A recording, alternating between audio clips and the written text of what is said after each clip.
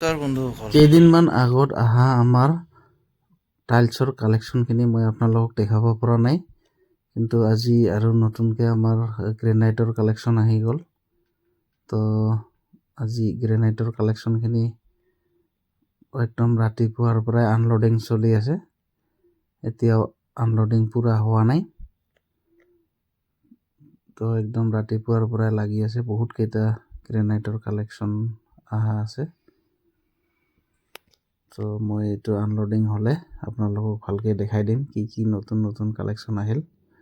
আৰু এখন গ্ৰেনাইটৰ গাড়ী আহি আছে, দুদিনমান পিছতে ইয়াত পাই যাব। তো মই সেইখিনিকো দেখাই দিম একেবাৰে কি কি নতুন নতুন কালেকশ্যন হ'ল।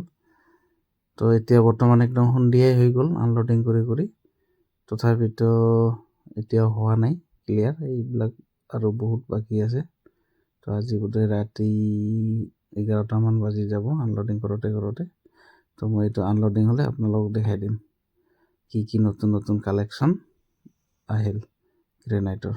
তো আপোনালোকক গ্ৰেনাইট লাগিলে আহি যাব কনকলতা এণ্টাৰপ্ৰাইজ, বঙাইগাঁও চিভিল হস্পিটেলৰ ওচৰত।